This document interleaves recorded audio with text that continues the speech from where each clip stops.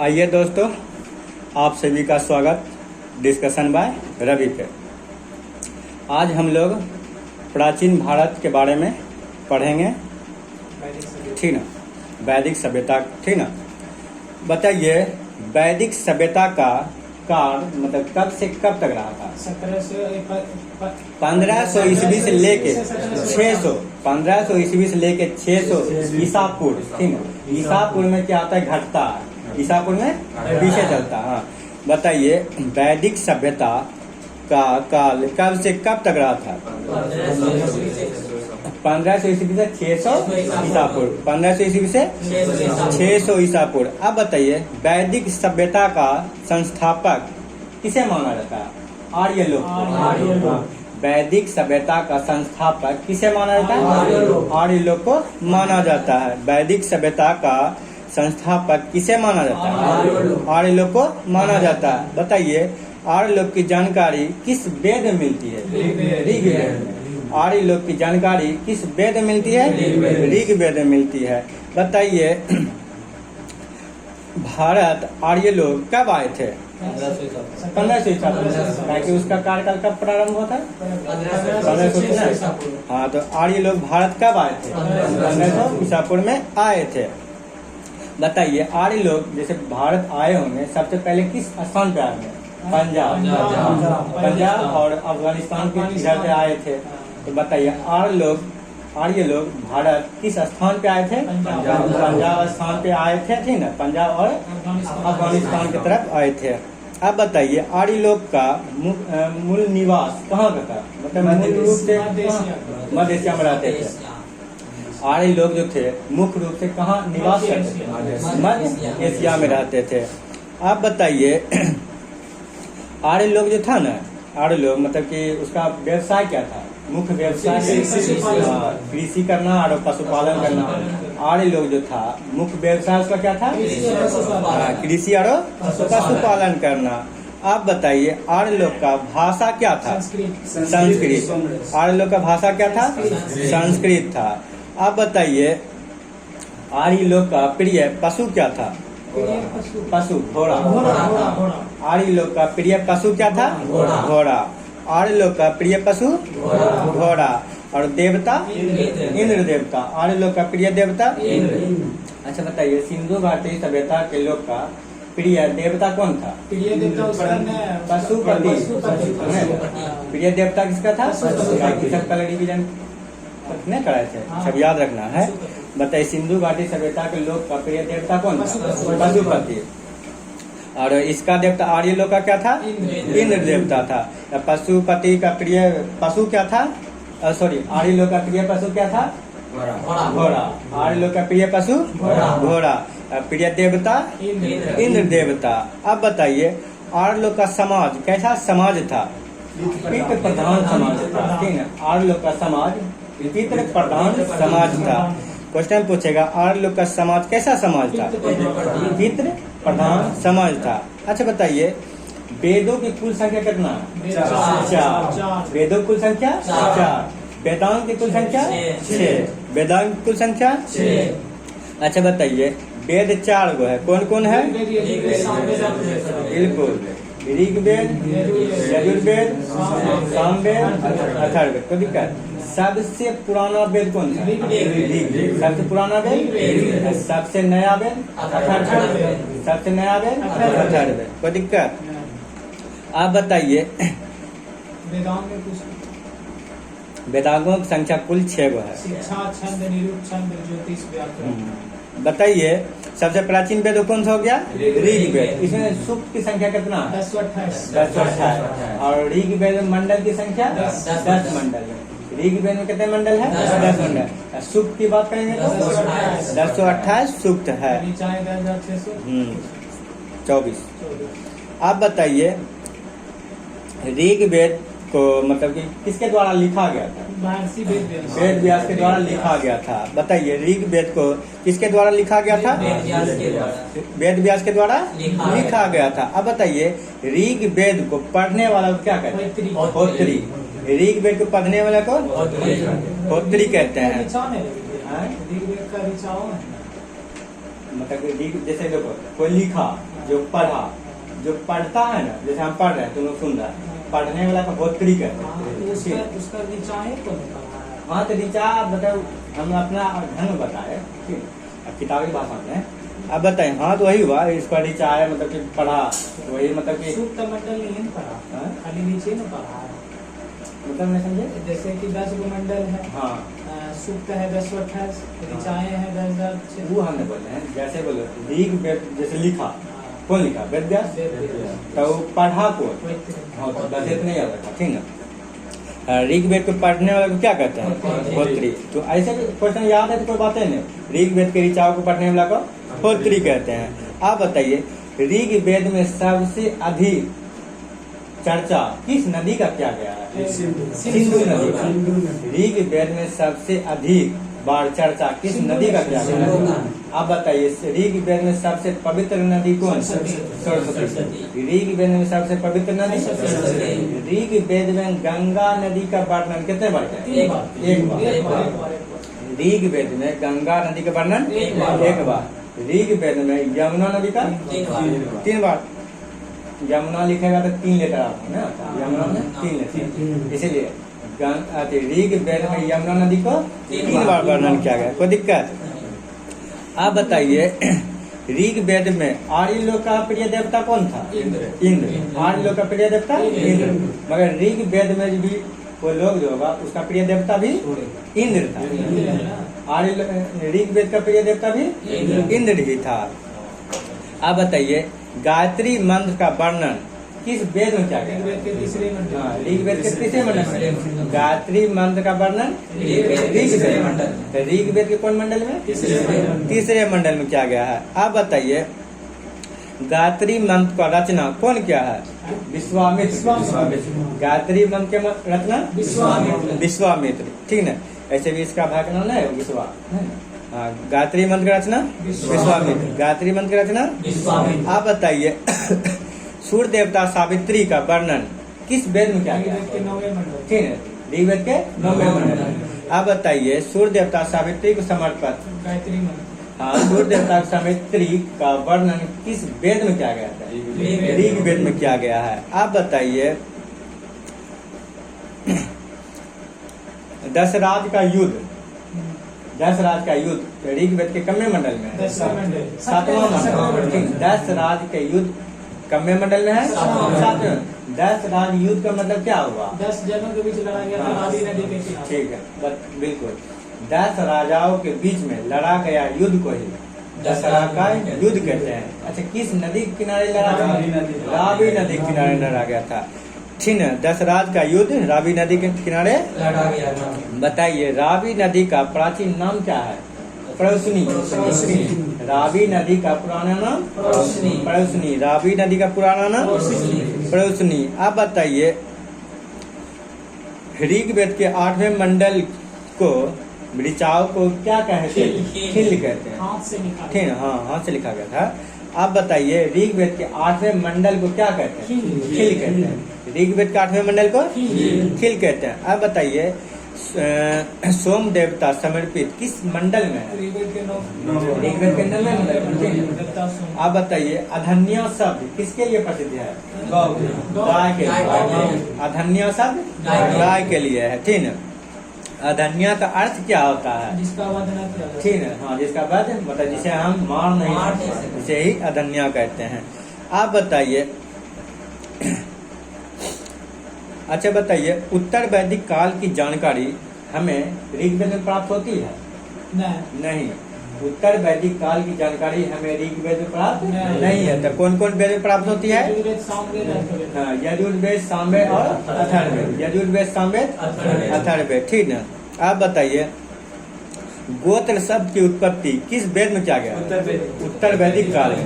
गोत्र शब्द की उत्पत्ति उत्तर वैदिक काल में किया गया है। आप बताइए, उत्तर वैदिक काल के प्रमुख देवता कौन सा है? प्रजापति। उत्तर वैदिक काल के प्रमुख देवता प्रजापति। उत्तर वैदिक काल के प्रमुख देवता। आप बताइए, उत्तर वैदिक काल का 4 गो समाज था, ठीक है। उत्तर वैदिक काल का 4 गो समाज था। बताइए, चारों समाज को ब्राह्मण, क्षत्रिय, वैश्य। ठीक है, बताइए ब्राह्मण हो गया, क्षत्रिय हो गया, वैश्य हो गया, शूद्र। ब्राह्मण, क्षत्रिय, वैश्य, शूद्र। ब्राह्मण हो गया मुख से, हाँ, क्षत्रिय हो गया भुजाओं से, वैश्य हो गया जंघों से, और शूद्र हो गया पैरों से। ठीक, कोई दिक्कत? आप बताइए गद और पद की जानकारी किस वेद में मिलता है? यजुर्वेद। गद और पद की जानकारी यजुर्वेद में मिलती है। गद और पद की जानकारी आप बताइए यज्ञ संबंधित किस वेद से? यजुर्वेद। यज्ञ मतलब वही हवन नहीं करता, ओम मंगल स्वाहा, इसे तो बताइए यज्ञ किससे संबंधित है? यजुर्वेद से। यज्ञ। आप बताइए तंत्र मंत्र मतलब जादू टोना, अथर्ववेद। ठीक है, क्वेश्चन पूछेगा जादू टोना का वर्णन किस वेद में किया गया? अथर्ववेद में। जादू टोना का वर्णन अथर्ववेद में किया गया है। आप बताइए ऐत्रेय ब्राह्मण का संबंध किस वेद से? ऋग्वेद से। ऐत्रेय ब्राह्मण का संबंध? आप बताइए ऐत्रेय ब्राह्मण का संबंध? पंचविश ब्राह्मण का संबंध? सामवेद। पंचविश सामवेद। पंचविश देखिए पंचविश मतलब 5 बज गया, 5 बज गया तो मतलब शाम हो गया। पंचविश मतलब शाम हो गया। वही क्वेश्चन पूछेगा पंचविश का संबंध किस वेद से है? सामवेद से। पंचविश का संबंध आप बताइए गोपथ ब्राह्मण का संबंध अथर्ववेद। ठीक है, गोपथ ब्राह्मण का संबंध अथर्ववेद से है। आप बताइए शतपथ ब्राह्मण का यजुर्वेद। शतपथ ब्राह्मण का संबंध यजुर्वेद से है। कोई दिक्कत? आप बताइए पुराणों का कुल संख्या कितना है? 18। पुराणों की कुल संख्या 18। अच्छा बताइए महाभारत का युद्ध कितना दिन हुआ था? 18 है। महाभारत का युद्ध कितना दिन हुआ था? 18 दिन हुआ था। आप बताइए पुराणों का संकलनकर्ता को क्या कहते हैं? लोमहर्ष और उग्र सरवा। ठीक है, लोमहर्ष और उग्र सरवा। आप बताइए पुराणों को संकलनकर्ता को क्या कहते हैं? लोमहर्ष और उग्र सरवा। आप बताइए सबसे प्राचीन पुराण कौन सा है? सबसे प्राचीन पुराण मत्स्य पुराण है। आप बताइए मौर्य वंश की जानकारी किस पुराण में? विष्णु पुराण। ठीक है, आप बताइए मौर्य वंश की जानकारी विष्णु पुराण है। मौर्य वंश की जानकारी आप बताइए सातवाहन वंश की जानकारी मत्स्य पुराण। सातवाहन वंश की जानकारी मत्स्य पुराण। सातवाहन वंश की जानकारी आप बताइए गुप्त वंश की जानकारी वायु। ऐसे भी वायु गुप्त रहता है, दिखा करता है ना, तो बताइए गुप्त वंश की जानकारी वायु पुराण। गुप्त वंश की जानकारी आप बताइए उपनिषद किस विषय का वर्णन करता है? दर्शन का। उपनिषद किस विषय का वर्णन करता है? दर्शन का। आप बताइए न्याय दर्शन किसका प्रतीक है? न्याय गौतम किसका प्रतीक है? गौतम का। न्याय दर्शन किसका प्रतीक है? गौतम का। आप बताइए संख्य दर्शन कपिल। संख्य दर्शन कपिल का। संख्य दर्शन आपको क्वेश्चन पूछा योग दर्शन पतंजलि। योग दर्शन आप बताइए मीमांसा दर्शन जैमिनी। मीमांसा दर्शन आप बताइए ब्राह्मण ग्रंथ का संबंध किस कर्ण से है? कर्म कर्ण से। ब्राह्मण ग्रंथ का संबंध किस कर्ण से? कर्म कर्ण से। ब्राह्मण ग्रंथ का संबंध किस कर्ण से? कर्म कर्ण से संबंध है। आप बताइए उपनिषदों की कुल संख्या कितना है? 108। उपनिषदों की कुल संख्या और प्रमाणित कितना है? 13। प्रमाणित कितना है? 13 को। उपनिषदों की कुल संख्या कितना हो गया? 108। प्रमाणित कितना है? आप बताइए सत्यमेव जयते कहाँ से लाया गया? मुंडको उपनिषद से लाया गया है। सत्यमेव जयते कहाँ से लाया गया है? मुंडको उपनिषद से लाया गया है। आप बताइए भारत में प्रथम कानूनी पुस्तक कौन सा था? मनुस्मृति। भारत में प्रथम कानूनी पुस्तक कौन सा था? मनुस्मृति था। आप बताइए मनुस्मृति में सबसे प्राचीन मंत्र कौन सा था? वही मनुस्मृति है। अब बताइए स्मृति ग्रंथों में सबसे प्राचीन कौन था? मनुस्मृति था। आप बताइए भारत का सबसे प्रथम महाकाव्य कौन सा है? मनु रामायण। रामायण। भारत का प्रथम महाकाव्य कौन सा है? रामायण। रामायण। अच्छा, रामायण की चर्चा कौन किया? वाल्मीकि वाल्मीकि। रामायण की चर्चा वाल्मीकि। आप बताइए भारत का सबसे बड़ा महाकाव्य कौन था? महाभारत। भारत का सबसे बड़ा महाकाव्य खाली क्वेश्चन पूछेगा भारत का प्रथम महाकाव्य कौन है? रामायण। मगर सबसे बड़ा पूछेगा महाभारत। महाभारत का युद्ध कितना दिन हुआ था? 18 दिन। ठीक है। आप बताइए महाभारत का रचना कौन किया था? वेद व्यास। महाभारत का रचना वेद व्यास। रामायण का वाल्मीकि। रामायण का वाल्मीकि। आप बताइए महाभारत का अन्य नाम क्या है? जय संहिता। महाभारत का अन्य नाम जय संहिता। महाभारत का अन्य नाम जय संहिता। अब बताइए रामायण का फारसी अनुवाद कौन किया था? बदायूनी। बताइए रामायण का फारसी अनुवाद बदायूनी। महाभारत देखो रामायण भी और महाभारत दोनों का बदायूनी के द्वारा ही किया गया था। क्वेश्चन को ऐसे महाभारत का फारसी अनुवाद बदायूनी, रामायण का फारसी अनुवाद बदायूनी। कोई दिक्कत? आप बताइए जैसे 4 गो वेद है ना, 4 गो वेद, चारों वेद को एक साथ मिला देंगे तो उसको क्या कहते हैं? संहिता कहेंगे। क्या कहेंगे? चारों वेद को एक साथ मिलाने के बाद उसको क्या कहेंगे? संहिता। आप बताइए, आप रिवीजन कराते हैं, ठीक ना? बताइए इतिहास का पिता कैसे कहते हैं?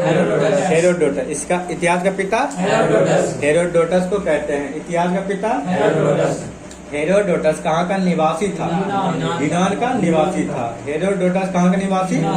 यूनान का निवासी था। अब बताइए पहिया का आविष्कार किस काल में हुआ? नवपाषाण काल में। पहिया का आविष्कार। कृषि का आविष्कार नवपाषाण काल में। कृषि का आविष्कार। आप बताइए आग का आविष्कार पुरापाषाण काल में। आग का आविष्कार पुरापाषाण काल में हुआ था। आप बताइए भीमबेटका कहाँ स्थित है? मध्य प्रदेश में। ठीक है। भीमबेटका कहाँ है? आप बताइए भीमबेटका किस लिए प्रसिद्ध है? साहित्य। भीमबेटका किस लिए प्रसिद्ध है? हाँ बताइए आदि मानव सबसे पहले क्या जलाना सीखा था? आग जलाना सीखा था। आदि मानव ने सबसे पहले क्या जलाना सीखा था? आग जलाना सीखा था। बताइए मानव ने सर्वप्रथम किस धातु का प्रयोग किया था? तांबा धातु का प्रयोग किया था। मानव ने सबसे पहले किस धातु का प्रयोग किया था? तांबा धातु का प्रयोग किया था। अब बताइए सबसे पहले किस जानवर को पालतू बनाया था? कुत्ता। सबसे पहले किस जानवर को पालतू बनाया? कुत्ता को बनाया था। अब बताइए सिंधु घाटी सभ्यता का लिपि कैसा था? भाव चित्रात्मक। सिंधु घाटी सभ्यता का लिपि कैसा था? भाव चित्रात्मक। अब बताइए सिंधु घाटी सभ्यता के लोग का मुख्य व्यवसाय क्या था? कृषि करना। सिंधु घाटी सभ्यता का मुख्य व्यवसाय क्या था? कृषि करना था। सिंधु घाटी सभ्यता का मुख्य फसल क्या था? गेहूं और जौ था। सिंधु घाटी सभ्यता का मुख्य फसल गेहूं और जौ था। अब बताइए कपास की खेती कौन करता था? सिंधु वासी। कपास की खेती अब बताइए सिंधु घाटी सभ्यता होगा उसका विस्तार होगा जी कहाँ तक फैला है? तो उसका भी होगा पूरा पश्चिम उत्तर दक्षिण होगा। आप बताइए सिंधु घाटी सभ्यता का पूर्वी बिंदु क्या है? उत्तर प्रदेश आलमगीरपुर। आलमगीरपुर का मेरठ यूपी। हाँ आलमगीरपुर मेरठ यूपी में। तो ये हो गया पूर्वी बिंदु आलमगीरपुर यूपी और पश्चिमी बिंदु सुटका बलूचिस्तान पाकिस्तान में बोल सकते हैं। बताइए सिंधु घाटी सभ्यता का पश्चिमी बिंदु क्या है? सुटका केंद्र। ठीक है। सिंधु घाटी सभ्यता का पश्चिमी बिंदु पूर्वी बिंदु आलमगीरपुर। हाँ आलमगीरपुर यूपी में पड़ता है। आप बताइए सिंधु घाटी सभ्यता का उत्तरी बिंदु कहाँ है? जम्मू कश्मीर का मांडा जिला। जम्मू कश्मीर का मांडा जिला। जम्मू कश्मीर का मांडा जिला। कोई दिक्कत?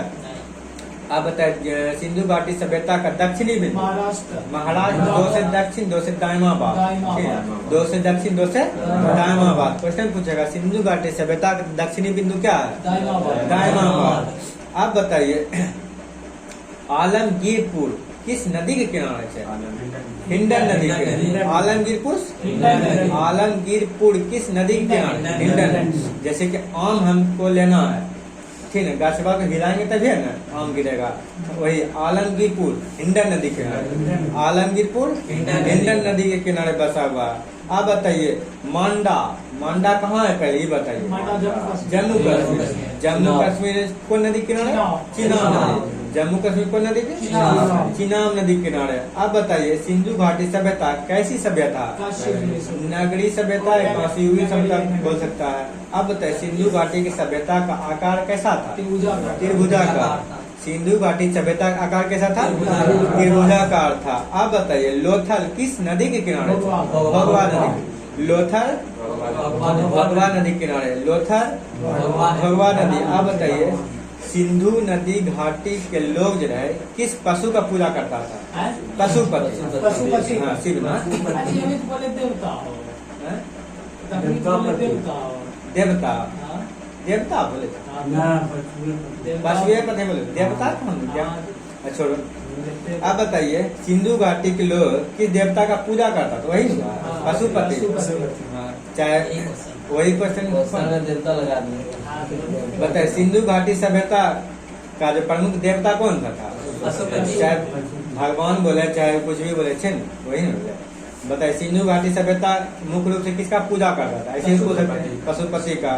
आप बताइए सिंधु घाटी सभ्यता चाहे हड़प्पा सभ्यता का के बारे में जानकारी कौन दिया था सबसे पहले? हाँ लॉर्ड मैसन। ठीक है, जैसे देखो किसी के बारे में जानकारी देता है तो उसको क्या बोलते हैं? मैसेज करते हैं। लॉर्ड मैसन। हाँ बताइए हड़प्पा सभ्यता के बारे में जानकारी? सॉरी चार्ल्स मैसन। कौन दिया था? चार्ल्स मैसन। कब दिया था? 1826 में। 1826 में। और बताइए अच्छा इसका नाम क्या है? सेठू के मार्शल। हाँ सिंधु घाटी सभ्यता के का खोदवाई कौन किया? मार्शल। सिंधु घाटी सभ्यता का खोदवाई कौन किया? मार्शल। और जानकारी कौन दिया था? मैसन। सिंधु घाटी के सिंधु घाटी सभ्यता के बारे में जानकारी कौन दिया था? चार्ल्स मैसन ने दिया था। मगर सिंधु घाटी सभ्यता को खोदवाया कौन? मार्शल। कौन खोदवाया था? अच्छा बताइए हड़प्पा किस नदी के किनारे थे?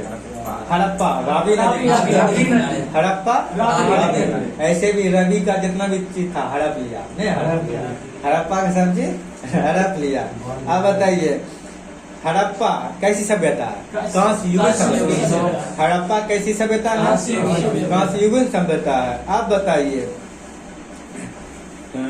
स्वास्तिक चिन्ह का प्रयोग किस काल में हुआ? हड़प्पा। आप बताइए स्वास्तिक चिन्ह का प्रयोग हड़प्पा में किया गया। आप बताइए धौलावीरा किस नदी किनारे थे? गुजरात में लूनी नदी। ठीक है, धौलावीरा किस नदी किनारे? लूनी नदी किनारे था। बताइए हड़प्पा का लोग लोहा से परिचित थे? नहीं। हड़प्पा का लोग जो था लोहा से परिचित नहीं थे। क्वेश्चन पूछता है, क्वेश्चन पूछेगा इनमें से कौन सा धातु से सिंधु घाटी सभ्यता चाहे हड़प्पा सभ्यता के लोग परिचित नहीं थे? तो लोहा से परिचित नहीं थे। ऑप्शन नंबर ए में रहेगा लोहे। कहेगा लोहा तो होबे करेगा, सोना तो ना दे देगा तो कहेगा ना होगा। क्या आंसर रहेगा? लोहे रहेगा। आप बताइए चावल का साग कहाँ से मिलता है? लोथल और रंगपुर से। चावल का साग लोथल और रंगपुर से। जूता हुआ खेत गद्दा। जूता हुआ खेत काली बंगा। जूता पहन के जाएगा ना खेत में काला हो जाएगा। जूता पहन के खेत में जाएगा तो काला हो जाएगा। जूते खेत का साग काली बंगा। जूते खेत के साग काली बंगा। चलो खत्म करते हैं। ठीक।